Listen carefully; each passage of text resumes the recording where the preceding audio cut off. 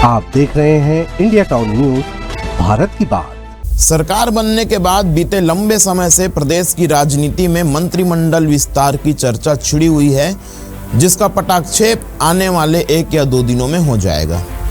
लगभग सभी जिलों में भाजपा ने अपने जिला अध्यक्षों की घोषणा कर दी है। नगर निगम महापौर पद हेतु आरक्षण की प्रक्रिया भी संपन्न हो चुकी है, जिसके बाद अब मंत्रिमंडल विस्तार के लिए आम सहमति बन चुकी है और 1 या 2 दिन में ही मंत्रिमंडल का विस्तार कर दिया जाएगा। नमस्कार, मैं हूं आपके साथ अजय सोनी और आप देखना शुरू कर चुके हैं इंडिया टाउन न्यूज, भारत की बात। प्रदेश में मंत्रिमंडल विस्तार को लेकर अनेक तरह की चर्चाएं आप सबने सुनी और देखी होंगी। अलग अलग नेताओं के नाम हैं, बहुत से लोगों की दावेदारी है। मंत्रिमंडल में कुल 3 नए मंत्री बनाए जाने हैं, लेकिन प्रदेश के राजनीतिक व सामाजिक समीकरण के हिसाब से कौन हो सकता है मंत्रिमंडल में शामिल और किसे करना पड़ सकता है संतोष। इंडिया टाउन न्यूज़ की इस खास खबर में आज मैं आपको बताऊंगा वो सब कुछ जो आप जानना चाहते हैं समीकरण के हिसाब से।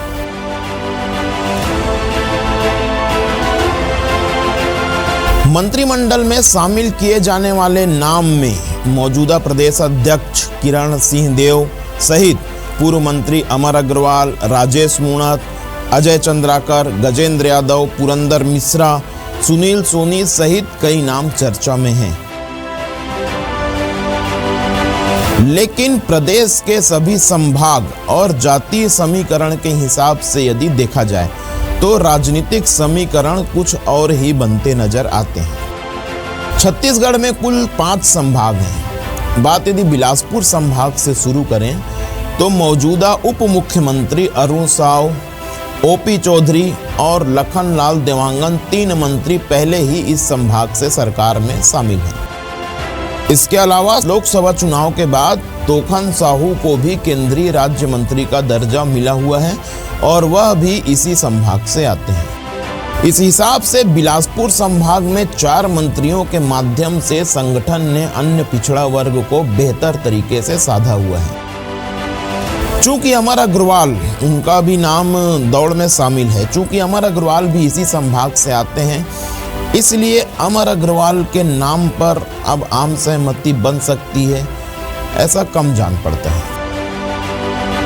अब यदि मुख्यमंत्री विष्णुदेव साय के क्षेत्र की बात करें तो सरगुजा संभाग से खुद मुख्यमंत्री साय के अलावा स्वास्थ्य मंत्री श्याम बिहारी जायसवाल, महिला बाल विकास मंत्री लक्ष्मी राजवाड़े और राम विचार नेताम सहित कुल 4 मंत्री इस संभाग से पार्टी में बने हुए हैं। इस लिहाज से सरगुजा संभाग से भी किसी के नाम पर मंत्री बनाए जाने के नाम पर सहमति बनेगी, ऐसी उम्मीद कम है।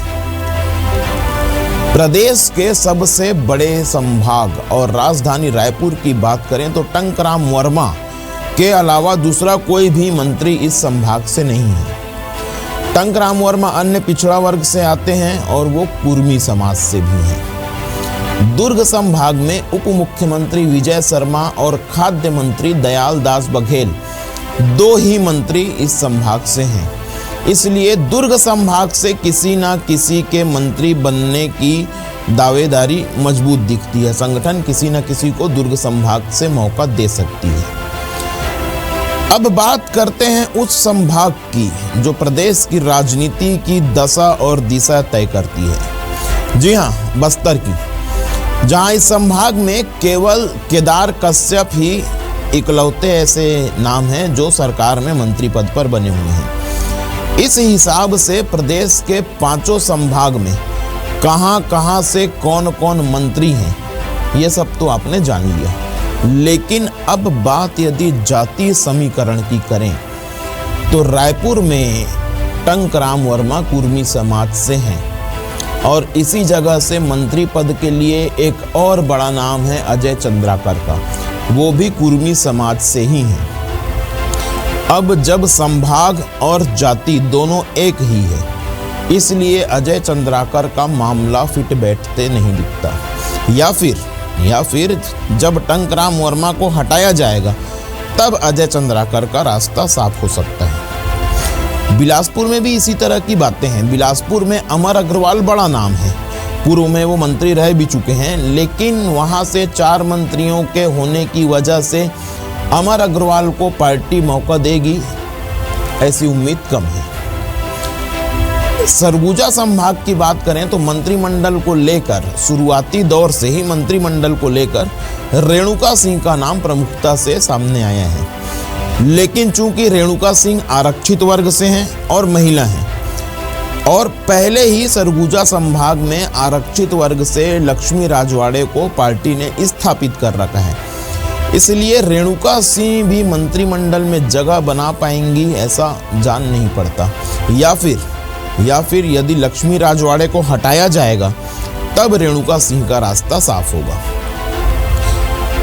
दुर्ग संभाग की यदि बात करें तो इस संभाग से मौजूदा उप मुख्यमंत्री विजय शर्मा, गृह मंत्री विजय शर्मा सामान्य वर्ग से मंत्रिमंडल में शामिल हैं। उनके अलावा इस संभाग से खाद्य मंत्री दयालदास बघेल अनुसूचित जाति को साधे हुए हैं। इस लिहाज से यदि देखा जाए तो दुर्ग संभाग में अन्य पिछड़ा वर्ग को साधने के लिए और यादव समाज की बड़ी आबादी को मैनेज करने के लिए गजेंद्र यादव को मौका दिया जा सकता है। उनके पिता का संघ से जुड़ाव, गजेंद्र यादव का भी संघ से जुड़ाव जनता के बीच है। एक बात यहाँ पर और है कि दुर्ग संभाग में स्वर्गीय हेमचंद यादव लंबे समय तक मंत्री रहे, लेकिन उनके जाने के बाद यादव समाज को प्रतिनिधित्व का मौका भाजपा ने नहीं दिया है। यह एक और वजह है कि विधायक गजेंद्र यादव को मंत्रिमंडल में जगह बना पाएंगे, इसकी उम्मीद ज्यादा है।